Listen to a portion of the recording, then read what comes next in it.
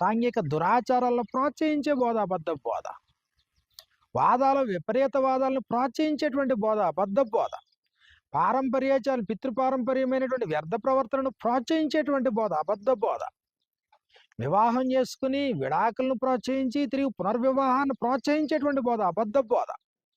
భూమిపై ధనాన్ని కూర్చుకోవద్దన్నాడు, కూర్చుకునేటట్లుగా ప్రోత్సహించేటువంటి బోధ అబద్ధపు బోధ. ఎవరితోనైనా సహవాసం చేయొచ్చు, సహవాస దోషం లేదని బోధించేటువంటి బోధ అబద్ధపు బోధ. అన్య ఆచారాలను అనుసరించేటట్లుగా, ప్రపంచ ధర్మాన్ని, లోక మర్యాదలు అనుసరించేటట్లుగా, సకల జనుల మర్యాదలు అనుసరించేటట్లుగా ప్రోత్సహించేటువంటి బోధ అబద్ధపు బోధ.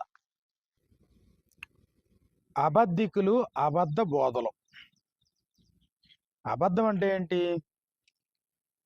గ్రంథం దాని గురించి ఏం మాట్లాడుతూ ఉంది? ఎవరు అబద్ధ బోధకులు? ఏవి అబద్ధ బోధలు? ఈ కన్ఫ్యూజన్ నుంచి బయటికి రాకపోతే మనుషులు మోసపోయేటువంటి ప్రమాదం ఉంది. మోసగించటానికి మూలం అబద్ధం. ఏదైనా తోటలో అవాదాములను మోసగించటానికి యుక్తి కలిగినటువంటి సర్పం అబద్ధాలు చెప్పడం జరిగింది.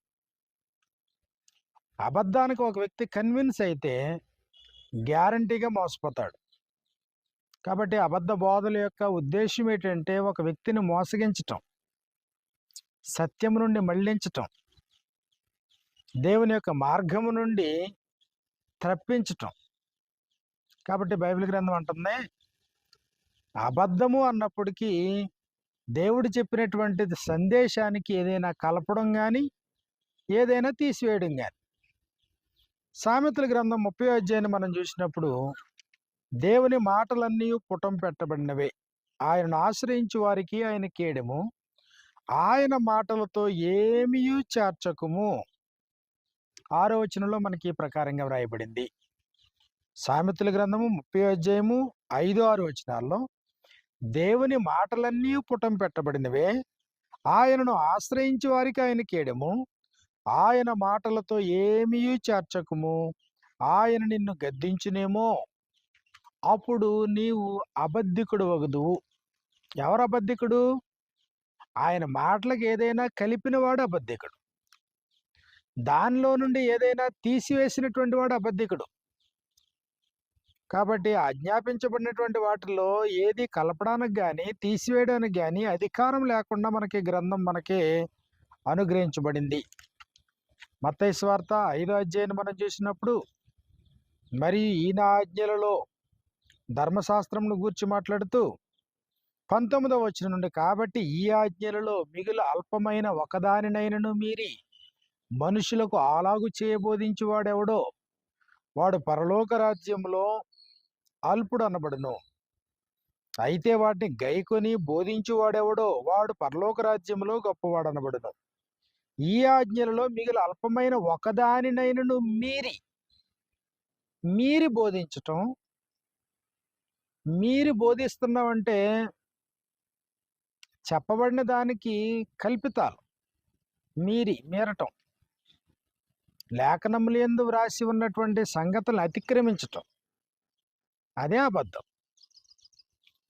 కొరింథీయులకు రాసినటువంటి మొదటి పత్రికను మనం చూసినప్పుడు, కొరింథీయులకు రాసినటువంటి మొదటి పత్రిక 2వ అధ్యాయంలో మనకి ఈ ప్రకారంగా పేర్కొనబడింది. అపోస్తులుడైనటువంటి పౌలు కొరింథీయులకు రాసినటువంటి మొదటి పత్రిక, అపోస్తులుడైన పౌలు కొరింథీయులకు రాసినటువంటి మొదటి పత్రిక 4వ అధ్యాయాన్ని మనం చూసినప్పుడు 6వ వచనంలో ఈ ప్రకారంగా వ్రాయబడింది, సహోదరులారా, మీరు మమ్మును చూచి లేఖనముల యందు వ్రాసి ఉన్న సంగతులను అతిక్రమింపకూడదని నేర్చుకుని. లేఖనముల యందు వ్రాసి ఉన్న సంగతులను అతిక్రమింపకూడదని నేర్చుకొని. లేఖనముల యందు వ్రాసి ఉన్న సంగతులను అతిక్రమించటమే అబద్ధం. ఉన్నదాన్ని తీసివేయటం అబద్ధం, లేని దాన్ని చేర్చటం అబద్ధం. ఆయన మాటలతో ఏమీ చేర్చకము, ఆయన నిన్ను గద్దించినేమో, అప్పుడు నీవు అబద్ధికుడు వగుతావు. కానీ కలపడానికి కానీ, తీసివేయడానికి కానీ, లేదా దానికి వక్ర భాష్యాన్ని తెలియజేయడానికి కానీ, దేవుడు ఎలాంటి అవకాశం ఇవ్వట్లేదు. గలతీలకు రాసిన పత్రిక మొదటి అధ్యాయం మనం చూసినప్పుడు 6వ వచనం నుండి మనకి ఈ ప్రకారంగా వ్రాయబడింది. క్రీస్తు కృపను బట్టి మిమ్మును పిలిచిన వారిని విడిచి భిన్నమైన స్వార్థ తట్టుకు మీరింత త్వరగా తిరిగిపోటు చూడగా నాకు ఆశ్చర్యమగుచున్నది. అది మరి ఒక స్వార్థ కాదు గాని క్రీస్తు స్వార్థను చెరపగోరి మిమ్మును కలవరపరుచువారు కొందరున్నారు. మేము మీకు ప్రకటించిన సువార్తను గాక మరి ఒక సువార్తను మేమైనను పరలోకము నుండి వచ్చిన ఒక దూతైనను మీకు ప్రకటించిన యెడల అతడు శాపగ్రస్తుడవును గాక. కాబట్టి ఏదైనా కలపడానికి, ఉన్నదానికి ఏదైనా తీసేయడానికి, చెప్పింది కాకుండా మరొకటి చెప్పడానికి, సువార్తను మరొక సువార్త ఎక్కడి నుంచి వచ్చింది? మరొక సువార్త కాబట్టి అదే అబద్ధం. మరొకటి గ్రంథస్థం చెయ్యింది లేఖనముల యందు వ్రాసి ఉండని సంగతుల్ని బోధించటమే అబద్ధం. ప్రకటన గ్రంథం 22వ అధ్యాయంలో మనం చూసినప్పుడు ప్రకటన గ్రంథం 22వ అధ్యాయము 18, 19 వచనాలు మనకి ఇలా వ్రాయబడ్డాయి. ఈ గ్రంథమందున్న ప్రవచన వాక్యములను విను ప్రతివానికి నేను సాక్ష్యం ఇచ్చినదేమనగా ఎవడైనను వీటితో మరి ఏదైనను కలిపిన యెడల, అదో కలపడం, ఉన్న వాటికి చేర్చటం. 19వ వచనంలో ఎవడైనను ఈ ప్రవచన గ్రంథమందున్న వాక్యములలో ఏదైనను తీసివేసిన యెడల, కలపటం లేదా తీసివేయడం, యాడింగ్ ఆర్ రిమూవింగ్, ఏదైనా అబద్ధమే. అంటే దేవుడు తన సందేశాన్ని ఉన్నది ఉన్నట్టుగా బోధించమని కోరుతున్నాడు.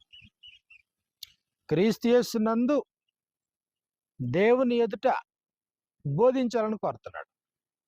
కలపకుండా, తీసివేయకుండా, చివరికి దానిలో నుండి ఒక పుల్లైనను ఒక సున్నైనను తప్పిపోకుండా ఉన్నది ఉన్నట్టుగా ప్రకటింపబడాలని, ఉన్నది ఉన్నట్టుగా మనుషులు వినాలని ఆయన ఆశిస్తూ ఉన్నాడు.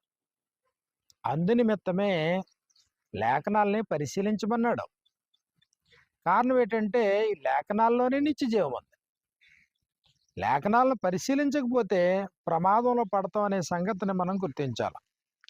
యోహాను సువార్తలో మనం చూసినప్పుడు యోహాను సువార్త 5వ అధ్యాయంలో మనకి ఈ ప్రకారంగా వ్రాయబడింది. యోహాను సువార్త 5వ అధ్యాయము 39వ వచనం మనం చూసినప్పుడు లేఖనముల యందు మీకు నిత్య జీవము కలదని తలంచుచు వాటిని పరిశోధించుచున్నారు, అవే నన్ను గూర్చి సాక్ష్యం ఇచ్చుచున్నవి. లేఖనముల యందు నిత్య జీవం ఉందన్నాడు. యోహాను సువార్త 12వ అధ్యాయాన్ని మనం చూస్తే యోహాను సువార్త 12వ అధ్యాయంలో చివరి వచనాల్లో మనకి ఈ ప్రకారంగా మనకు రాయబడింది. ఏలయనగా నా అంతటా నేనే మాట్లాడలేదు, నేను ఏమనవలెనో ఏమి మాట్లాడవలెనో దానిని గురించి నన్ను పంపిన తండ్రియే నాకు ఆజ్ఞ ఇచ్చున్నాడు. మరియు ఆయన ఆజ్ఞ నిత్య జీవమని నేను ఎరుగుదును గనుక నేను చెప్పు సంగతులను తండ్రి నాతో చెప్పిన ప్రకారము చెప్పుచున్నాను. నేను ఆయన ఆజ్ఞయే నిత్య జీవమని నేను ఎరుగుదును అన్నాడు ప్రభు. అపోస్తలులు ఆయన లేఖనముల యందు నిత్య జీవము కలదని వాటిని పరిశీలించారు. ప్రభు అయిన యేసుక్రీస్తు వారు మాట్లాడుతూ ఆయన ఆజ్ఞయే నిత్య జీవమని నేను ఎరుగుదును గనుక, ఇదిగో నిత్య జీవానికి ఆటంకం లేకుండా ప్రభు ఏం చేశాడంటే నిత్య జీవానికి సంబంధించినటువంటి సంగతుల విషయంలో ఆయన ఉన్నది ఉన్నట్టుగానే తండ్రి నాతో చెప్పిన ప్రకారము చెప్పుచున్నాను నేను అన్నాడు. కాబట్టి మర్చిపోవద్దు, కీలకమైనటువంటి సంగతిలో ప్రభు అయిన యేసుక్రీస్తు వారు మాట్లాడడం జరిగింది. ఆయన ఏం చెప్పినా, ఏం బోధించినా, ఏం మాట్లాడినా తనంతట తానేమీ బోధింపక, ఏం విన్నాడో, ఏది బోధించడానికి అనుమతించబడ్డాడో అది మాత్రమే బోధిస్తున్నాడు ప్రభు. కారణం ఏంటి? కలపడానికి కానీ తీసేయడానికి కానీ ఎలాంటి హక్కు లేదు. నేడు మనకు మాత్రమే కాదు, నాడు ప్రభు అయిన యేసుక్రీస్తు వారికి కూడా. యోహాను సువార్త 5వ అధ్యాయము 30వ వచనం మనం చూసినప్పుడు నా అంతట నేను ఏమీ చేయలేను, నేను వినున్నట్లుగా తీర్పు తీర్చుచున్నాను. నన్ను పంపిన వాని చిత్త ప్రకారమే చేయగోరుదును గాని నా ఇష్ట ప్రకారం చేయగోరను గనుక నా తీర్పు న్యాయమైనది. కాబట్టి ప్రభువు తనంతట తాను ఏమీ బోధించక తన చిత్తాన్ని జరిగించుకోకుండా ప్రభు అయినటువంటి యేసుక్రీస్తు వారి యొక్క ఉమ్, ప్రభు అయిన యేసుక్రీస్తు వారు తండ్రి అయిన దేవుని యొక్క చిత్తాన్నే జరిగించాడు. యోహాను సువార్త 8వ అధ్యాయంలో మనం చూసినప్పుడు, ఇదిగో నేను ఆయన యొద్ద వినిన సంగతులే లోకమునకు బోధించుచున్నానని చెప్పాను అన్నాడు 26వ వచనంలో.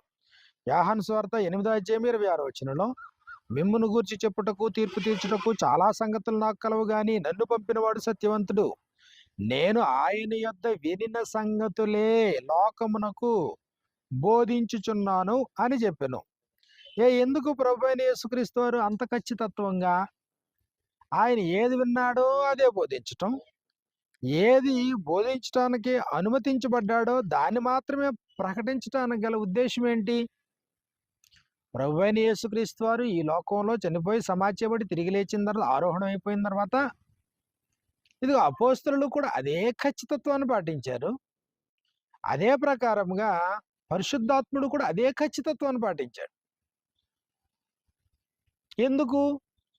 ఇదిగో లేఖనములు యందు నిత్య జీవం ఉంది, తండ్రి మాటలతో ఏది కలపకూడదు, ఏది తీసేయకూడదు. పూర్వకాలమందు నానా సమయములలో నానా విధములుగా ప్రవక్తల ద్వారా పితరులతో మాట్లాడిన దేవుడు ఈ దినములు అంతమందు తన కుమారుని ద్వారా మనతో మాట్లాడెను. మాట్లాడబడిన సంగతులు ఏవైతే ఉన్నాయో, ఉపదేశించబడి ఏవైతే ఉన్నాయో, ఉన్నది ఉన్నట్టుగా మాట్లాడాలి. ఆయన యందలి సత్యము ఉన్నది ఉన్నట్టుగా ఉపదేశించబడాలి. అదే ప్రకారంగా మనుషులు దాన్ని ఉపదేశాన్ని వినాల్సినటువంటి వారై ఉన్నారు. ఎఫెసీయులకు రాసినటువంటి పత్రిక 4వ అధ్యాయంలో మనకి ఈ ప్రకారంగా మనకి వ్రాయబడింది. ఎఫెసీయులకు రాసినటువంటి పత్రిక 4వ అధ్యాయము 20వ వచనం నుండి, అయితే మీరు యేసును గూర్చి విని ఆయన యందలి సత్యము ఉన్నది ఉన్నట్టుగానే ఆయన యందు ఉపదేశింపబడిన వారైన ఎడల మీరు అలాగు క్రీస్తుని నేర్చుకున్నవారు కారు. కాబట్టి ఉన్నది ఉన్నట్టుగా ఉపదేశించబడాలి, ఉన్నది ఉన్నట్టుగానే మనుషులు వినాలి. కల్పితాలు అబద్ధం, చేర్చబడినవి అబద్ధం, ఉన్న వాటికి తీసివేయబడిన అబద్ధం, వక్రీకరించబడిన అబద్ధం, అపార్థం చేసుకుని బోధించేవి అబద్ధం. కాబట్టి తన ఊహను గాని తన ఆలోచన గాని చెప్పటం అబద్ధం. మనుషుడు తన ఊహను బట్టి చెప్పటం వలన లేఖంలో ఏ ప్రవచనం పుట్టదని మొదట గ్రహించుకోవాలన్నాడు. ఎందుకంటే పరిశుద్ధాత్ముని యొక్క ప్రేరణ వలన ఇదిగో మనకి గ్రంథస్థం అయింది. కాబట్టి చివరికి అపోస్తులు మాట్లాడినా గాని, ఇదిగో ఎవడైనాను తాను ప్రవక్తనైనను తలంచుకుంటే, జ్ఞాని తలంచుకుంటే, నేను మీకు వ్రాయిచున్నవి ప్రభు యొక్క ఆజ్ఞలని అతడు దృఢముగా తెలుసుకొనవలెను అన్నాడు. కొరింథీయులకు రాసిన మొదటి పత్రిక 14వ అధ్యాయము 37వ వచనంలో ఈ మాటలు మనకి వ్రాయబడుతున్నాయి. ఎవడైనాను తాను ప్రవక్తనేనను ఆత్మ సంబంధినైనను తలంచుకుని ఎడల నేను మీకు వ్రాయిచున్నవి ప్రభు యొక్క ఆజ్ఞలని. అపోస్తులు చెప్పినవన్నీ ప్రభు యొక్క ఆజ్ఞలే. ప్రభు మాట్లాడినవన్నీ దేవుని యొక్క ఉపదేశమే. పరిశుద్ధాత్ముడు చెప్పినవన్నీ తండ్రి యొక్క ఉపదేశమే. ఎక్కడ తప్పిపోకుండా అపోస్తులు ప్రవక్తలు చెప్పిన సంగతులన్నీ దేవుని యొక్క సంగతులు. ఏవైతే పరిశుద్ధాత్ముని యొక్క ప్రేరణ వలన మనకు అందించబడ్డాయో ఇవన్నీ కూడా దేవుని యొక్క సంగతులు, ఉన్నది ఉన్నట్టుగా ప్రకటించబడాలి. కానీ ఈరోజు జరుగుతూ ఉన్నది ఏంటి? దీన్ని వక్రీకరించి ఉన్నది లేనట్టు, లేనిది ఉన్నట్టు, ఖండించాల్సిన చోట ఖండించకుండా, గద్దించాల్సిన చోట గద్దించకుండా, బుద్ధి చెప్పాల్సిన చోట బుద్ధి చెప్పకుండా, పాపాన్ని స్నేహించేటట్లుగా, నిలువెచ్చని స్థితిలో కొనసాగేటట్లుగా, మారు మనసు పొందని స్థితిలోనే ఉండేటట్లుగా, తాము చేసేటువంటి భక్తిని సమర్థించుకునేటట్లుగా నేడు బోధించేటువంటి బోధలన్నీ అబద్ధ బోధలు కాదా? మనుషుడు తానున్న స్థితిలోనే వెళ్ళేటట్లుగా ప్రేరేపించి బోధించేటువంటి బోధలు అబద్ధ బోధలు కాదా? కాబట్టి మర్చిపోవద్దు, ఈరోజు అబద్ధ బోధలు, సత్యము అనే ముసుగులోనే అబద్ధ బోధలు ఉన్నాయనే సంగతిని మనం గుర్తించాలి. ఏంటి అబద్ధ బోధలు? ఇదిగో ప్రభు మాట్లాడుతూ ఉన్నాడు, దేవుడు స్పష్టంగా ఆజ్ఞాపించాడు, అపోస్తులు మాట్లాడుతూ ఉన్నారు. కాబట్టి మీరిక మీదట అన్యజనులు నడుచుకున్నట్లు మీరిక మీదట నడుచుకొనవలదని ప్రభునందు సాక్ష్యం ఇచ్చున్నాను. అన్యజనులు నడుచుకున్నట్లుగా నడుచుకోవద్దు అన్నాడు. కాబట్టి అన్యజనులు ఎలా నడుచుకుంటారు? అన్యులు చేసినట్లుగా ప్రార్థించొద్దు అన్నాడు.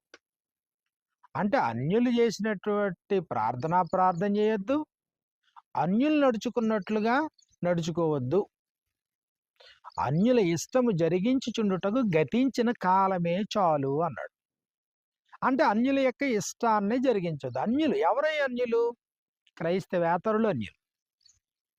వారు యోధులు గాని, గ్రీసు దేశస్థులు గాని, లేకపోతే ఇతర మతస్థులు గాని, క్రైస్తవేతరులు, క్రీస్తు ప్రభునందు విశ్వాసం ఉంచనటువంటి వారు. బైబిల్ స్పష్టంగా దీని గురించి మాట్లాడుతూ ఉన్నప్పుడు, అన్యులు నడుచుకున్నట్లు మీరిక మీదట నడుచుకొనవలదని ప్రభువునందు సాక్ష్యం ఇచ్చున్నాడు. ఎఫెసీయులకు రాసినటువంటి పత్రిక 4:17 కాబట్టి అన్యజనులు నడుచుకున్నట్లు మీరిక మీదట నడుచుకొనవలదని ప్రభువునందు సాక్ష్యం ఇచ్చుచున్నాను. వారైతే అంధకారమైన మనస్సు గలవారై తమ హృదయ కాఠిన్యము వలన తమలోనున్న అజ్ఞానము చేత దేవుని వలన కలుగు జీవములో నుండి వేరుపరచబడిన వారై తమ మనస్సునకు కలిగిన వ్యర్థతను అనుసరించి నడుచుకొనుచున్నారు. వారు సిగ్గులేని వారై ఉండి నానా విధమైన అపవిత్రతను అత్యాశతో జరిగించుటకు తమ్మును తామే కాముకత్వమునకు అప్పగించుకునిది. కాబట్టి ఇది అన్యజనులు నడుచుకునే విధానం. అయితే ఆయన ఏం చెప్తున్నాడు? ఆయన అన్యజనులు నడుచుకున్నట్లుగా మీరు నడుచుకోవద్దు. మరి ఎలా నడుచుకోవాలా? కావున మీరు ప్రియులైన పిల్లల వలె దేవుని పోలి నడుచుకోండి అన్నాడు ఎఫెసీ పత్రిక 5:1 అలాగే ఎఫెసీ పత్రిక 5:15-16 మనం చూస్తే, అజ్ఞానుల వలె కాక జ్ఞానుల వలె మీరు నడుచుకోండి అన్నాడు. కాబట్టి ఎలా నడుచుకోవాలో చెప్తున్నాడు, ఎలా నడుచుకోకూడదో చెప్తున్నాడు. అయితే ఇక్కడ మనం గుర్తించేటువంటి సంగతి ఏంటంటే, ఎలా నడుచుకోకూడదని అపోస్తలుల చేత ప్రకటింపబడిందో అలాగే నడుచుకునేటట్లుగా ప్రోత్సహించేటువంటి బోధే అబద్ధపు బోధ. అన్యజనులు నడుచుకునేటట్లు ప్రోత్సహించేటువంటి బోధ అబద్ధ బోధ. అన్యజనులు సాంఘిక దురాచారములలో ఉన్నటువంటి వారు, సూపర్స్టిషన్స్తో ఉన్నటువంటి వారు, సెంటిమెంట్స్తో ఉన్నటువంటి వారు. కాబట్టి ప్రతిదీ మూర్ఖత్వంతో ఆలోచించేటువంటి వారు, విగ్రహ సంబంధమైన అపవిత్రతతో జీవితాన్ని ముడివేసుకుని పెనవేసుకుని ఉన్నటువంటి వారు. కాబట్టి దైనందినటువంటి జీవితంలో ఉదయం లేచినప్పటి నుంచి రాత్రి పడుకునేటంత వరకు, ఒక మనిషి జన్మించినప్పటి నుంచి మరణించేటంత వరకు అన్యుల యొక్క ఇష్టాలు మనకు కనబడుతూ ఉన్నాయి. రోమిలకు రాసిన పత్రిక 12:2 మనం చూసినప్పుడు, ప్రపంచ ధర్మమును అనుసరించటం అన్నాడు. ప్రపంచ ధర్మం లేదా లోక మర్యాద. లోక మర్యాద, లోకం అంటే క్రీస్తులో లేనిది లోకం, అన్యులు లోకం అంటే. కాబట్టి రోమిలకు రాసినటువంటి పత్రిక 12 మనం చూస్తే, రోమిలకు రాసినటువంటి పత్రిక 12:2 మీరు ఈ లోక మర్యాదను అనుసరింపక. ఏది అబద్ధ బోధ? లోక మర్యాద విషయంలో ఖండితత్వం, ఖచ్చితత్వం లేకుండా బోధించే బోధ అబద్ధ బోధ. లోక మర్యాదను అనుసరిస్తూ ఉన్నా చూసి చూడనట్టు పోయేటువంటి బోధ అబద్ధ బోధ. ఎఫెసీయులకు రాసినటువంటి పత్రిక 2:2-4 మనం చూసినప్పుడు, మీరు వాటిని చేయొచ్చు వాయుమండల సంబంధమైన అధిపతిని అనగా విధేయులైన వారిని ఇప్పుడు ప్రేరేపించు శక్తికి అధిపతిని అనుసరించి ఈ ప్రపంచ ధర్మము చొప్పున మునుపు నడుచుకుంటిరి. ప్రపంచ ధర్మం, నువ్వు పుట్టక ముందే ఈ ప్రపంచానికంటూ ఒక ధర్మం ఉంది. ఈ ప్రాపంచిక ధర్మం లోక మర్యాద అన్నప్పటికీ అది అన్య సంబంధమైనటువంటి ఆచారాలు. ప్రపంచ ధర్మం, ప్రపంచం క్రైస్తవులు కాదు, ప్రపంచం అన్యులు. వారికంటూ కొన్ని ధర్మాలు ఉన్నాయి. దాని ధర్మానికి భిన్నంగా దేవుని యొక్క ధర్మం మనకుంది, దేవుని యొక్క ధర్మశాస్త్రం మనకుంది. ప్రపంచంలో ఉండేటువంటి మిగిలినటువంటి ప్రజలందరికీ భిన్నంగా దేవుడు ఇశ్రాయేలీయులైనటువంటి వారికి తన చట్టాన్ని, ధర్మశాస్త్రాన్ని ఇచ్చాడు. కాబట్టి ధర్మశాస్త్రం ఏదైతే బోధిస్తుందో అది అన్యులు అనుసరించరు, అది అన్యులు కాదు. అది కాబట్టి ఇక్కడ మనం మర్చిపోవద్దు, దేవుని ధర్మం ఉంది, ప్రపంచ ధర్మం ఉంది. ప్రపంచ ధర్మాన్ని అనుసరించేటట్లుగా, దేవుని యొక్క ధర్మాన్ని విస్మరించేటట్లుగా బోధించేటువంటి బోధ అబద్ధ బోధ. లోక మర్యాదకు ప్రాముఖ్యత ఇచ్చేటట్లుగా, దేవుని యొక్క మర్యాదకు ప్రాముఖ్యత తగ్గించేటట్లుగా చేసేటువంటి బోధ అబద్ధ బోధ. ఈరోజు దైనందిన జీవితంలో, దినచర్యలో, ఏ ఇంట్లోనైనా ఒక నూతనంగా ఒక బిడ్డ జన్మించినప్పుడు కానీ, లేకపోతే కుటుంబాల్లో ఒక ఆడబిడ్డ పెద్ద మనిషి అవ్వడం కానీ, లేదా వివాహ కార్యక్రమాల్లో కానీ, ప్రధాన కార్యక్రమాల్లో కానీ, నిశ్చితార్థ కార్యక్రమాల్లో కానీ, వివాహ అనంతర కార్యక్రమాల్లో కానీ, లేదా ఎవరైనా నూతనంగా గృహం కట్టుకోవడం విషయంలో కానీ, చివరికి ఆ వ్యక్తి మృతి పొందిన తర్వాత సమాధి కార్యక్రమాలు, సమాధి అనంతర కార్యక్రమాల్లో కానీ, ఇదిగో మనకు కనబడేదంతా ప్రాపంచిక ధర్మము, లోక మర్యాద. మరి దేవుని మర్యాద ఏం చెప్పట్లేదా? లోక మర్యాద అన్నా, దేవుని మర్యాద ఏమి లేదా? ప్రపంచ ధర్మం అన్నా, దేవుని ధర్మం ఏం చెప్పట్లేదా వాటి గురించి?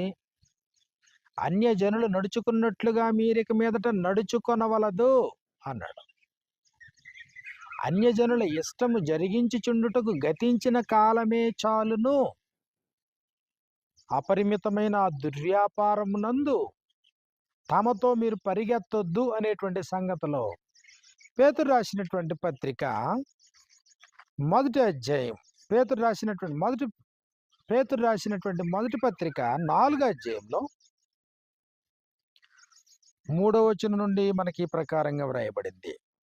మనము పోకిరీ చేష్టలు, దురాశలు, మద్యపానము, అల్లరితో కూడిన ఆటపాటలు, త్రాగుబోతుల విందులు, చేయదగని విగ్రహ పూజలు మొదలైన వాటి యందు నడుచుకొనుచు అన్యజనుల ఇష్టము నెరవేర్చుచుండుటకు గతించిన కాలమే చాలును.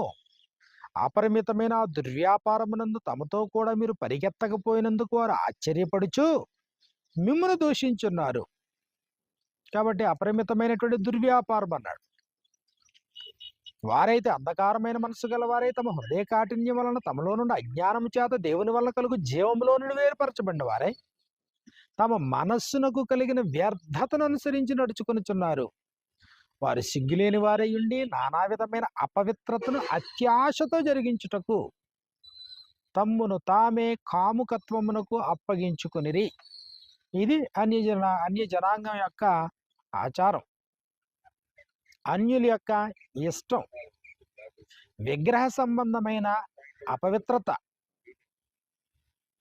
కాబట్టి మర్చిపోవద్దు, ఈరోజు అబద్ధ బోధలు, ఏ అబద్ధ బోధలు? అన్య సంబంధమైన ఆచారాలని జరిగించేటట్లుగా ప్రోత్సహించేటువంటి బోధలు అబద్ధ బోధ. క్రైస్తవులుగా పేర్కొనబడుతూ, ప్రభు యొక్క సంఘంలో సభ్యులుగా పేర్కొనబడుతూ, ఇదిగో ఎవరైతే ఖచ్చితత్వాన్ని పాటించకుండా అన్యులు నడుచుకున్నట్లుగా జీవితాన్ని నడుచుకుంటూ ఉన్నారో, ప్రాపంచిక ధర్మాన్ని అనుసరిస్తూ నడుస్తూ ఉన్నారో, లోక మర్యాదను అనుసరిస్తున్నాడు, అదే అబద్ధ బోధ. ఎంతకంటే అబద్ధ బోధ ఏం కావాలా?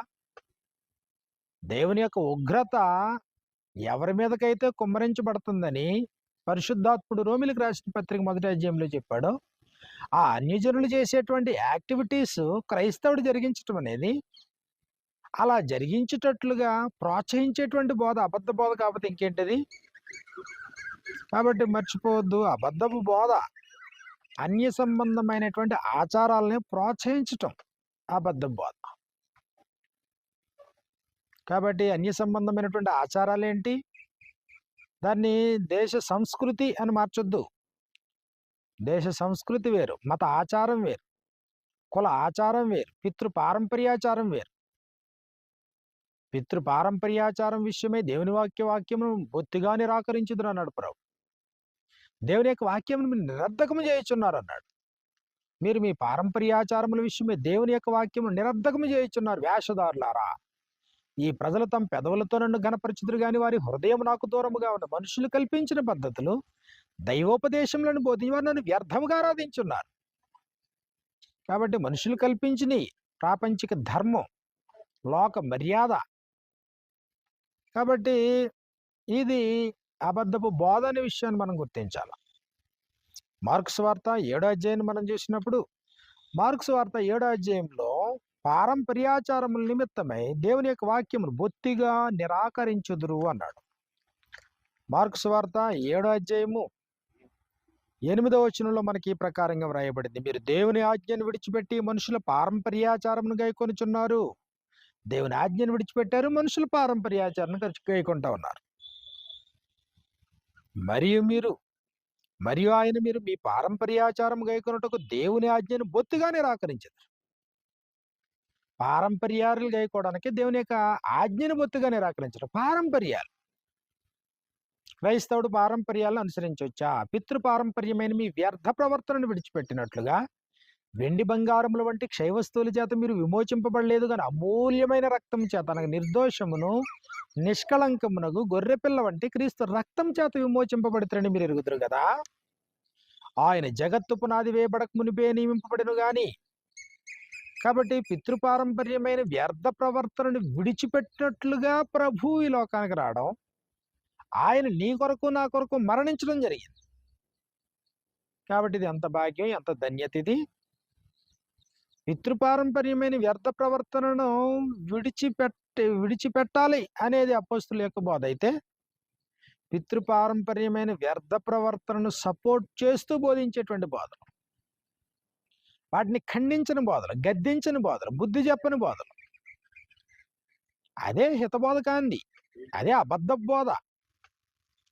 చెప్పమన్నది చెప్పకుండా, వద్దన్నది చెప్పుతూ, కల్పిస్తూ, తీసేస్తూ బోధించేటువంటి బోధ అబద్ధ బోధ. ఈరోజు క్రైస్తవ సమాజంలో పితృపారంపర్యాలకి పెద్దపీట వేసేటువంటి క్రైస్తవ సమాజం ఎంతమంది ఉన్నారు? ఎవరికి స్వార్థకులు లేరా? వారికి ఉపదేశకులు లేరా? బోధించట్లేదా? సంవత్సరాల తరబడి ఉపదేశం వింటూ లేమా? పితృపారంపర్యాచారాలు,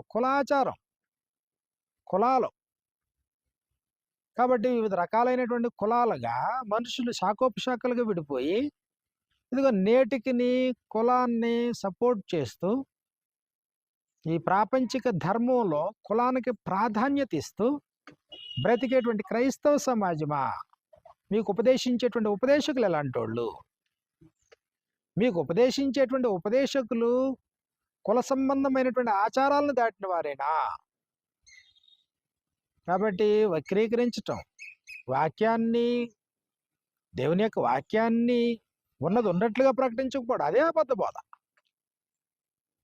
కాబట్టి చివరికి అల్టిమేట్గా ఏమవుతుంది? లేఖనం లేదే నిత్యజీవం, నా నిత్యజీవాన్ని కోల్పోతాం, మార్గం తప్పుతాం, సత్య మార్గంలో జీవించలేం. కాబట్టి కుల సంబంధమైనటువంటి భేదాభిప్రాయాలు ఉన్నాయి చూసారు, ఇవి అన్య సంబంధమైనటువంటి ఆచారాలు. నువ్వు ఆ కులం, నీ కులం, నువ్వు ఆ కులం, నువ్వు పలానా కులం, ఈ కులానికి పడదని వ్యత్యాసం ఉంది చూసారు, ఇది సాంఘికమైన దురాచారం. సమాజంలోనే ఇది ఒక దురాచారంగా పేర్కొనబడితే క్రైస్తవ సమాజంలో ఇది దురాచారం కదా. కాబట్టి క్రైస్తవ సమాజంలో ఎట్టి పరిస్థితుల్లోనూ దానికి అనుమతి లేదనే విషయాన్ని బోధించకపోవడమే అబద్ధ బోధ, దాన్ని ఖండించకపోవడమే అబద్ధ బోధ, దాన్ని తమ జీవితంలో అమలు చేయకపోవడమే అబద్ధ బోధ. కాబట్టి పితృపారంపర్యమైన మీ వ్యర్థ ప్రవర్తనను విడిచిపెట్టినట్లుగా వెండి బంగారముల వంటి క్షయవస్తువుల చేత మీరు విమోచింపబడలేదు కానీ పితృపారంపర్యాలను విడిచిపెట్టాలి, లోక ఆచారాలను విడిచిపెట్టాలి, ప్రపంచ ధర్మాన్ని విడిచిపెట్టాలి, లోక మర్యాదను విడిచిపెట్టాలి. నువ్వు ప్రత్యేకంగా జీవించాలి, నువ్వు ప్రత్యేకంగా దేవుణ్ణి పరిశుద్ధునిగా నువ్వు బ్రతకాలి. పితృపారంపర్యమైనటువంటి వ్యర్థ ప్రవర్తనలో నువ్వు కొనసాగకూడదు అనేటువంటి సత్యాన్ని మనం గుర్తించాల్సినటువంటి వారమై ఉన్నాం. ఏది అబద్ధ బోధ?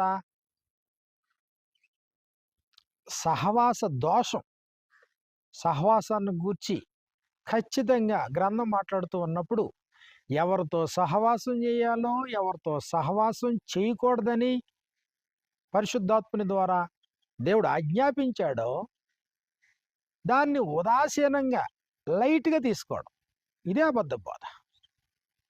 మీరు అవిశ్వాసులతో జోడుగా ఉండకూడదు. నీతికి దుర్నీతితో ఏం సంగతి, వెలుగునకు చీకటితో ఏం పొత్తు, క్రీస్తునకు బెలియాలతో ఏం సంబంధం, అవిశ్వాసికి విశ్వాసితో పాలెక్కడిది, దేవుని ఆలయమునకు విగ్రహంతో ఏం పొందిక, మనము జీవము గల దేవుని ఆలయమే. అందుకు దేవుడు ఇలాగ సెలవిచ్చున్నాడు, నేను వారిలో నివసించి సంచరించినట్లు ఇదిగో ఆయన వారిలో నివసించి సంచరిస్తాడు.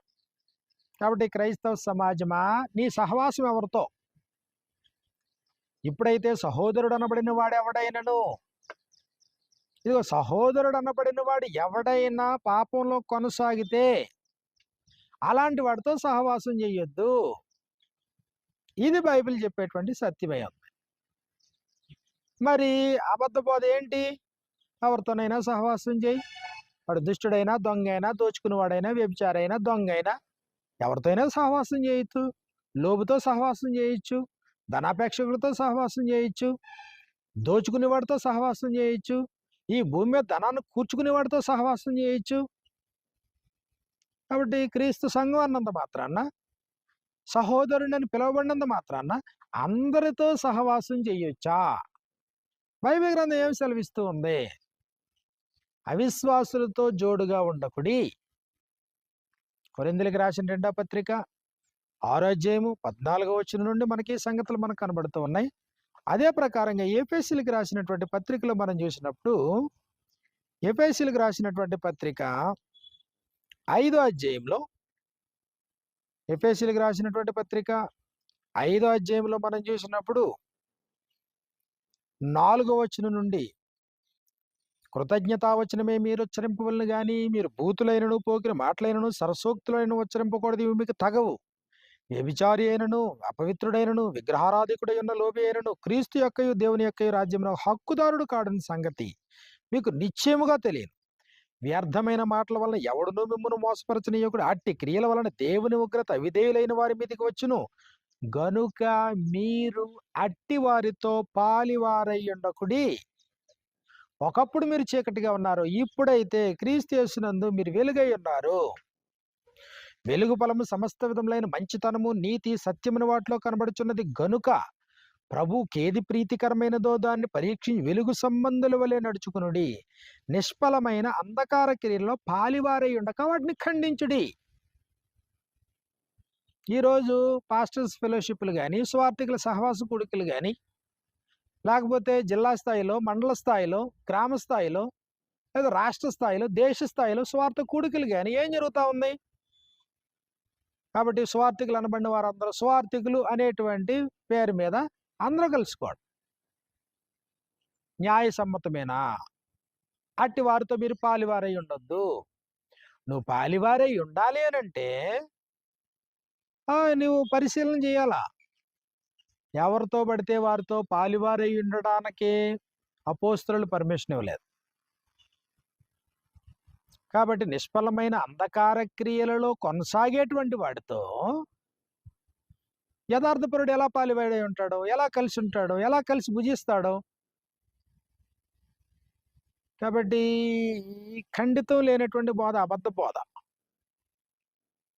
ఎవరితోనైనా సహవాసం చేసేటువంటి బోధ అబద్ధ బోధ.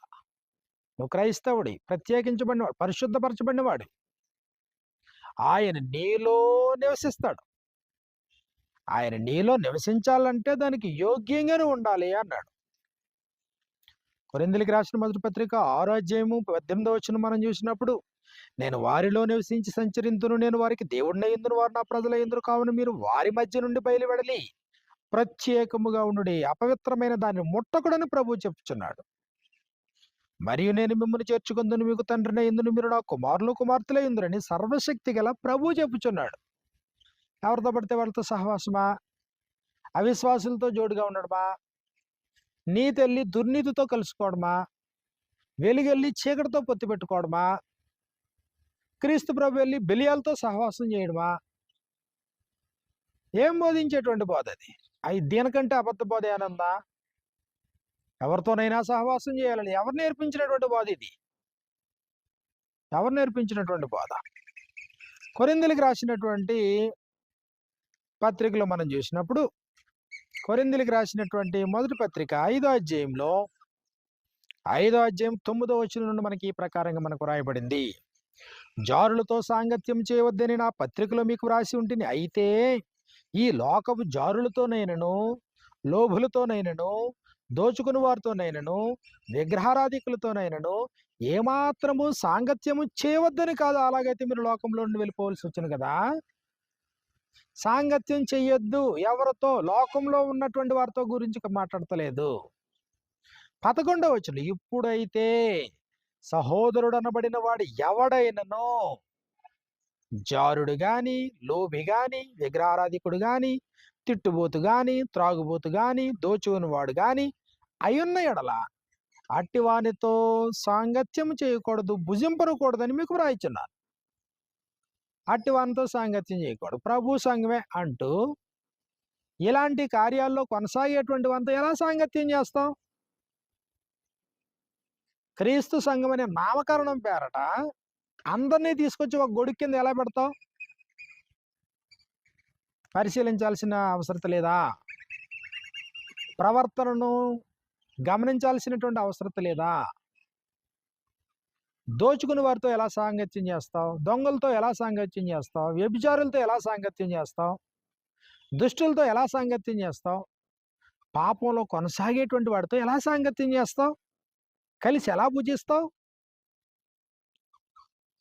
పాపాన్ని లైట్గా తీసుకున్నప్పుడు, పాపం యొక్క తీవ్రతను బోధించినప్పుడు సహవాస దోషం స్పష్టంగా కనబడుతుంది క్రైస్తవ సమాజం.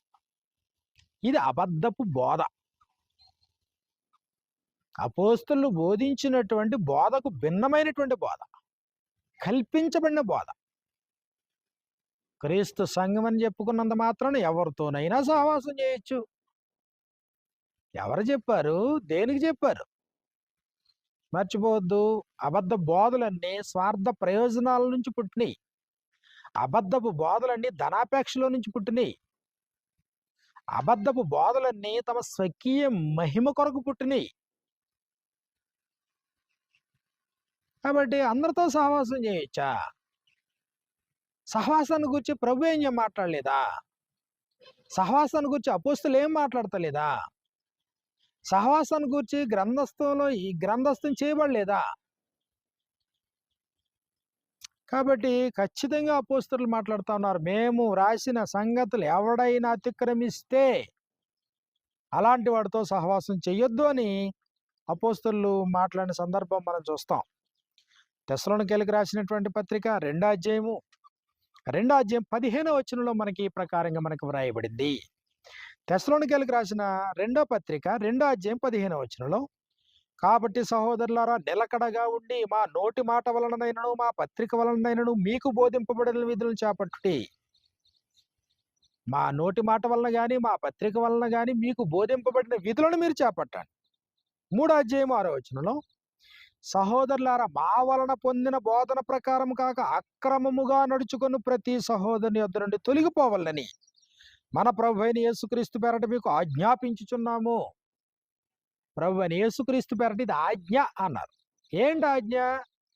మా వలన పొందిన బోధన ప్రకారం కాక అక్రమముగా నడుచుకుని ప్రతి సహోదరుని యొద్ద నుండి, వాక్యానికి విరుద్ధంగా ప్రవర్తించేటువంటి వారు. భూమి మీద మీ కొరకు ధనాన్ని కూర్చుకోవద్దంటే భూమి మీద ధనాన్ని కూర్చుకునే వారితో ఎలా సహవాసం చేస్తావు? లోకంతో స్నేహం చేయొద్దు అన్నప్పుడు లోకంతో స్నేహం చేసేవారితో నువ్వు ఎలా సహవాసం చేస్తావు? పాపముతో ఇక జోలి మనకు లేదన్నప్పుడు పాపములో కొనసాగేటువంటి వ్యక్తితో నువ్వు ఎలా సహవాసం చేస్తావు? తన భార్యని విడనాడి మరి ఒకరిని పెళ్లి చేసుకుని ప్రతివాడు వ్యభిచరించున్నాడు అన్నప్పుడు, ఇదిగో వివాహం చేసుకుని డివోర్స్ తీసుకుని మళ్ళీ పునర్వివాహం చేసుకుని వారితో నువ్వు ఎలా సహవాసం చేస్తావు?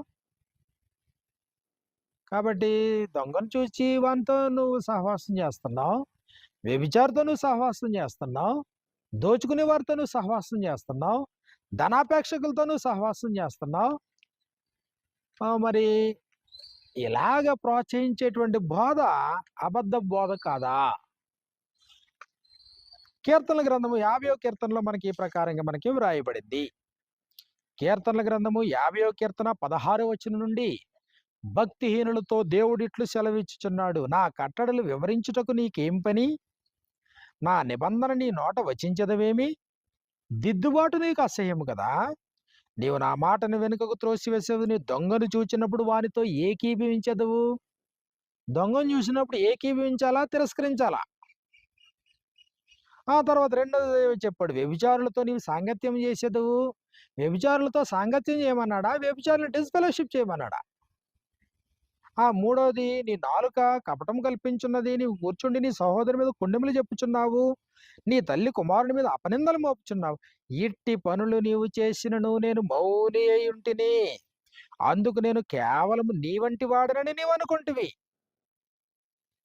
నువ్వేం చేసినా దేవుడు మౌనంగానే ఉన్నాడని కారణం చేత, ఆయన తన దీర్ఘశాంతం కనుపరుస్తున్నాడు అనేటువంటి కారణం చేత, నీ సహవాసం ఎవరితో?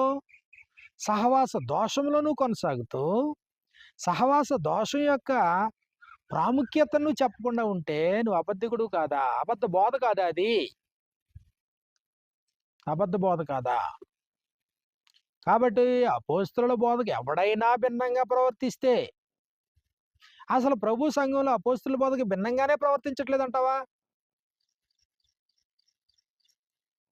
భిన్నంగా ప్రవర్తించకపోతే ఇబ్బంది లేదు. కానీ భిన్నంగా ప్రవర్తించేటువంటి వారు ఉన్నప్పుడు ఐక్య సహవాసం అని ఎలా పెట్టగలవు? ఏంటి నీ ఉద్దేశం? కాబట్టి పొరపాట్లు జరుగుతున్నాయి అనేది వాస్తవికమైనటువంటి సంగతే. తెస్సలోనికీయులకు రాసినటువంటి 2వ పత్రికలో మనం చూసినప్పుడు, అపోస్తలుడైన పౌలు తెస్సలోనికీయులకు రాసిన 2వ పత్రిక 3వ అధ్యాయంలో 13, 14 వచనాల్లో మనకి ఈ ప్రకారంగా మనకు రాయబడింది. సహోదరులారా, ఈ పత్రిక మూలముగా మేము చెప్పిన మాటకు ఎవడైనను లోబడని ఎడల, అపోస్తలుల బోధకి ఎవడైనా లోబడకపోతే అట్టి వానిని కనిపెట్టి అతడు సిగ్గుపడు నిమిత్తము అతనితో సాంగత్యము చేయకుడి. ఎవరితోనైనా సాంగత్యం చేస్తాం, తప్పుడు బోధలో ఉన్నావు, నిత్య జీవాన్ని కోల్పోయే ప్రమాదం అది. క్రీస్తు సంఘం అని చెప్తే చాలు, ఎవరితోనైనా సహవాసం చేస్తాం, అత్యంత ఘోరమైనటువంటి దుష్టత్వంలో ఉన్నావు, లేఖనంలో అవగాహన లేమిలో ఉన్నావు.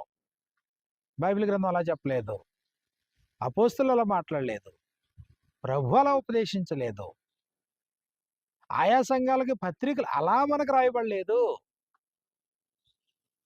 నీతికి దుర్నీతితో ఏం సాంగత్యం, వెలుగునకు చీకటితో ఏం పొత్తు, క్రీస్తునకు బెలియాలతో ఏం సంబంధం, విశ్వాసతో పాలెక్కడిది?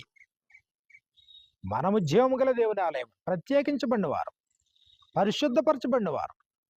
సంఘం అంటే పరిశుద్ధతలో కొనసాగేటువంటి వారు, నీతిని జరిగించే ప్రతివాడు నీతిమంతుడు, నీతిమత్వాన్ని కొనసాగించేటువంటి వారు, ఆత్మను దుఃఖపరచకుండా పరిశుద్ధాత్మని యొక్క సహాయంతో జీవితాన్ని కొనసాగించేటువంటి వారు. నీ సహవాసం ఎవరితో? నీ సహవాసంలో ఎవరున్నారు? సహవాస దోషంలోను ఉంటే, సహవాస దోషాన్ని కప్పిపుచ్చుకునేటట్లుగా నువ్వు ప్రకటించబడుతూ ఉంటే, బోధించబడుతూ ఉంటే, ఇదిగో నువ్వు వింటూ ఉన్నటువంటి బోధ అబద్ధపు బోధ అని గుర్తించు. కాబట్టి మొట్టమొదటిగా అన్య సంబంధమైన ఆచారాలను ప్రోత్సహించేటువంటి బోధ, జరిగించేటువంటి బోధ అబద్ధ బోధ. 2, సహవాస దోషములో కొనసాగుతూ సహవాస దోషమును సహవాస దోషంలో కొనసాగిస్తూ సహవాస దోషమును ఖండించినటువంటి బోధ అబద్ధపు బోధ. 3వది, ధనాపేక్ష గురించి ప్రభు మాట్లాడతాడు. వారు అధిక లోబులై కల్పనా వాక్యములు చెప్పుచు మీ వల్ల లాభం సంపాదించుకుందురు, ధనాపేక్ష సమస్తమైన కీళ్లకు మూలమని చెప్పాడు. కొందరు దాన్ని ఆశించి విశ్వాసం నుండి తొలగిపోయి నానా బాధలతో తమను తామే పొడుచుకున్నారు. యోధాని ఇస్కరియోతు యోధాన్ని చూపించాడు. కాబట్టి ధనాపేక్షకులతో సహవాసం చేయొద్దు అన్నాడు. ధనాన్ని బట్టి దోచుకునే వారితో సహవాసం చేయొద్దు అన్నాడు. భూమి మీద ధనాన్ని కూర్చుకోవద్దు అన్నాడు ప్రభు. అపోస్తలులు ఎవరిని వెండినైనను బంగారంనైనను ఆశించలేదన్నారు. ఈరోజు ధనధాన్యాలు కూర్చుకుంటూ, ఈరోజు వెండి బంగారాలను కూర్చుకుంటూ, ఈరోజు ఆస్తులను భూమి మీద కూడగట్టుకుంటూ ఉండేటువంటి క్రైస్తవ సమాజంతో నువ్వు ఎలా సహవాసం చేస్తావు? ఇది అబద్ధ బోధ కాదా? భూమి మీద ధనమును కూర్చుకునే వానితో నువ్వు ఎలా సహవాసం చేస్తావు? విగ్రహారాధన అయినటువంటి ధనాపేక్షను గురించి మాట్లాడుతూ ఉన్నాడు కదా. ఎఫెసీయులకు రాసినటువంటి పత్రిక 5వ అధ్యాయంలో మనం చూసినప్పుడు, ఎఫెసీయులకు రాసినటువంటి పత్రిక 5వ అధ్యాయము 4వ వచనంలో 5వ వచనంలో మనకి ఈ ప్రకారంగా వ్రాయబడింది. వ్యభిచారి అయినను, అపవిత్రుడైనను, విగ్రహారాధికుడై ఉన్న లోభి అయినను, విగ్రహారాధికుడై ఉన్న లోభి అన్నాడు. అదే ప్రకారముగా కొరింథీయులకు రాసినటువంటి మొదటి పత్రిక 5వ అధ్యాయం 11వ వచనంలో కూడా, ఇదిగో లోభి గాని, విగ్రహారాధికుడు గాని, తిట్టుబోతు గాని, త్రాగుబోతు అటివానితో సహవాసం చేయొద్దు. లోభి, పిసినారి, ధనాపేక్షకుడు, భూమి మీద ధనాన్ని కూడగట్టుకునేవాడు. అసలు క్రైస్తవ సమాజంలో ధనాపేక్షకులే లేరా? విగ్రహారాధన అయినటువంటి ధనాపేక్ష లేదా? మరి బోధించేటువంటి బోధకుల పరిస్థితి ఏంటి? బోధకులే ధనాన్ని కూర్చుకుంటే ధనాపేక్షను గూర్చి వారి అభిప్రాయం ఏంటి? అది అబద్ధ బోధ కదా. ధనవంతుడు దేవుని రాజ్యంలో ప్రవేశించుట కంటే సూది బెజ్జములు ఒంటి దూరుట సులభమని చెప్పినటువంటి ప్రభు మాటలు గుర్తులేవా? కాబట్టి అన్నీ చేస్తూ ఉన్న, ధర్మశాస్త్రం అంతటి ప్రకారం బ్రతుకుతున్న, ఒకే ఒక్క విషయంలో తప్పిపోయినటువంటి ధనవంతుడైనటువంటి వ్యక్తి యవ్వనుడు ప్రభు దగ్గరకు వచ్చినప్పుడు అతడు మిక్కిలి ధనవంతుడు కనుక వ్యసన పడుతూ వెళ్ళిపోయాడు. ప్రభు అతను వెళ్ళనిచ్చాడు. సంగతులు గుర్తులేవా? ధనాపేక్ష సమస్తమైన కీడులకు అని చెప్పినటువంటి పౌలు యొక్క ఉపదేశం గుర్తులేదా? ఈ భూమి మీద ప్రభు అయిన యేసు ఎంత సంపాదించాడు? ఏం సంపాదించాడు? అపోస్తలు ఈ భూమి మీద ఏం కూడగట్టారు? మరి ఈరోజు క్రైస్తవ సమాజంలో ఉండే స్వార్థికులు కానీ, ఉపదేశకులు కానీ, క్రైస్తవ సమాజం కానీ భూమి మీద ధనాన్ని కూర్చటానికి ప్రయాసపడుతూ ఉంటే మరి దాన్ని ఖండించవా, గద్దించవా, బుద్ధి చెప్పవా? అబద్ధ బోధ. భూమి మీద ధనాన్ని కూర్చితే ఏమవుతావు? భూమి మీద ధనాన్ని కూర్చి దేహాన్ని విడిచిపెడితే నీ గతి ఏంటి? చనిపోయిన తర్వాత నువ్వు ఎక్కడికి పోతావు? వెండి బంగారాలను కూర్చుకుని, ధనధాన్యాలను కూర్చుకుని, ఈ భూమి మీద స్థిరాస్తులను కూర్చుకుని నువ్వు బ్రతికితే నీ పరిస్థితి ఏంటి? ప్రభు చెప్తున్నాడు కదా, మత్తయి సువార్త 6వ అధ్యాయం 19వ వచనం నుండి, భూమి మీద మీ కొరకు ధనమును కూర్చుకొనవద్దు. ఇక్కడ చిమ్మటైనను, తుప్పైనను దానిని తినివేయను, దొంగలు కన్నం వేసి దొంగిలెదరు. పరలోకమందు మీ కొరకు ధనమును కూర్చుకొనుడి. అక్కడ చిమ్మటైనను, తుప్పైనను దాన్ని తినివేయదు, దొంగలు కన్నం వేసి దొంగిలెదరు. నీ ధనం ఎక్కడ ఉండునో అక్కడనే నీ హృదయమున ఉండును. ప్రభు మాట్లాడుతూ మీరు దేవునికిని సిరికిని మీరు దాసులుగా ఉండనేరరు అన్నాడు. దేవుడా సిర? ప్రభు మాట్లాడతాడు, ఎవడైనా నన్ను వెంబడింపగోని ఎడల తన తల్లిని, తండ్రిని, భార్యను, పిల్లలను, అన్నదమ్ములు, అక్కజలను, తన ప్రాణమును సహా ద్వేషింపుకుంటే వాడు నా శిష్యుడు కానేరడు అన్నాడు. తండ్రి అయిన దేవుడు ఆజ్ఞాపించిన దాంట్లో ప్రధానమైనది, ముఖ్యమైనటువంటి ఆజ్ఞ, నీ పూర్ణ హృదయంతో, పూర్ణ ఆత్మతో, పూర్ణ వివేకంతో, బలంతో నీ తండ్రి అయిన దేవుణ్ణి ప్రేమించాలి. ధనము కంటే మిన్నగా దేవుడిని ప్రేమించాలా? ఎస్. మరి భూమి మీద ధనాన్ని కూర్చుకోవద్దా? వద్దు అన్నాడు ప్రభు. అపోస్తలులు కూర్చుకోలేదు, దాన్ని ప్రోత్సహించలేదు. కాబట్టి మర్చిపోవద్దు, భూమి మీద ధనాన్ని కూర్చుకుంటూ ఉన్నా చూసి చూడనట్టుగా పోయేటువంటి బోధ తప్పుడు బోధ, అబద్ధ బోధ. తాము భూమి మీద ధనాన్ని కూర్చుకుంటూ ఇది దేవుని యొక్క దీవెన, దేవుని యొక్క ఆశీర్వాదం అని ప్రకటించేటువంటి బోధ అబద్ధ బోధ. తమ నిజస్థితిని తాము గ్రహించకుండా కంటికి కనబడేటువంటి భౌతికమైన స్థితిగతులను బట్టి అతిశయించేటువంటి బోధ. చూసేటువంటి ఇళ్ళు వాకలను బట్టి, పొలాలను బట్టి, ఆస్తులను బట్టి, తమకున్నటువంటి కారులను బట్టి, ఇదిగో దేవుడు మమ్మల్ని దీవించాడు అనే ప్రకటింపబడేటువంటి బోధ అబద్ధ బోధ. ప్రకటన గ్రంథంలో మనం చూసినప్పుడు, ప్రకటన గ్రంథంలో మనకి ఈ ప్రకారంగా మనకి వ్రాయబడింది, ఇదిగో తాము తమ నిజస్థితిని గుర్తించకుండా లవదీకయలో ఉన్నటువంటి సంఘము ఈ ప్రకారంగా భావిస్తూ ఉన్నారు. నీ క్రియలను నేను ఎరుగుదును, నీవు చల్లగానైనను వెచ్చగానైనను లేవు, నీవు చల్లగానైనను వెచ్చగానైనను ఉండినా అది నీకు మేలు.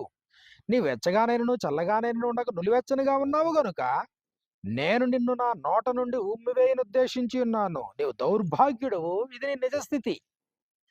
దౌర్భాగ్యుడవు, దిక్కుమాలిన వాడవు, దరిద్రుడవు, గ్రుడ్డివాడవు, దిగంబరుడువై ఉన్నావని ఎరుగక నేను ధనవంతుడును, ధనవృద్ధి చేసుకుని నాకేమీ కొదువు లేదని చెప్పుకొనుచున్నావు. నువ్వు చెప్పుకునేది ఏంటి? నీ నిజస్థితి ఏంటి? సంఘమా, సంఘం గురించే మాట్లాడుతా ఉన్నాడు. లౌదికీలో ఉన్నటువంటి సంఘంతోనే మాట్లాడుతా ఉన్నాడు. ఇదిగో నీ నిజస్థితి ఏంటంటే నువ్వు దౌర్భాగ్యుడవు, దిక్కుమాలిన వాడవు, దరిద్రుడవు, గ్రుడ్డివాడవు, దిగంబరుడవు. ఈ సంగతి నువ్వు ఎరగట్లేదు, కానీ నువ్వేమని చెప్పుకుంటున్నావు? చెప్పుకోవడం నేను ధనవంతుడను. ఎక్కడ ధనవంతుడివి? భూమి మీద ధనవంతుడివా? భూమి మీద ధనాన్ని కూర్చుకుంటున్నావా? ధనవంతుడి గతి ఏమైందో ప్రభు చెప్పలేదా? తమ కొరకే కూర్చుకునేటువంటి ధనవంతుడు ఎలా నాశనం అవుతాడో ప్రభు చెప్పలేదా? ఈ రాత్రే నీ ప్రాణమును అడిగితే నీవు సిద్ధపరిచి నీవు ఎవరి వగును? భూమి మీద ధనాన్ని కూర్చుకోవచ్చు, ఇదే అబద్ధ బోధ.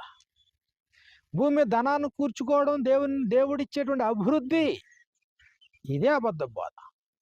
తాము కూర్చుకునేటువంటి సమాజాన్ని హెచ్చరించకపోవడం, అదే అబద్ధ బోధ. నీవు దౌర్భాగ్యుడువు, దిక్కుమాలిన వాడువు, దిగంబరుడువు, గ్రుడ్డివాడువు, దరిద్రుడు అయి ఉన్నావని ఎరుగక నేను ధనవంతుడును, ధనవృద్ధి చేసుకుని నాకేమీ కొదువు లేదని చెప్పుకొనిచున్నావు. కాబట్టి నువ్వు చెప్పుకోవడం వేరు, నీ నిజస్థితి వేరు. మర్చిపోవద్దు, భూమి మీద ధనాన్ని కూర్చుకోవద్దని ప్రభువైన యేసుక్రీస్తు వారు మాట్లాడారు, అపోస్తలులు మాట్లాడారు. భూమి మీద ధనాన్ని కూర్చుకుంటే అలాంటి వాడితో సహవాసం చేయొచ్చు. భూమి మీద ధనాన్ని కూర్చుకుంటే అలాంటి వాడితో వెయ్యి పొందొచ్చు. భూమి మీద ధనాన్ని కూర్చుకుంటే అలాంటి వ్యక్తితో షేక్ హ్యాండ్ ఇవ్వచ్చు. ఇది కదా అబద్ధ బోధ. అలాంటి వారితో కలిసి భుజించడం కదా అబద్ధ బోధ.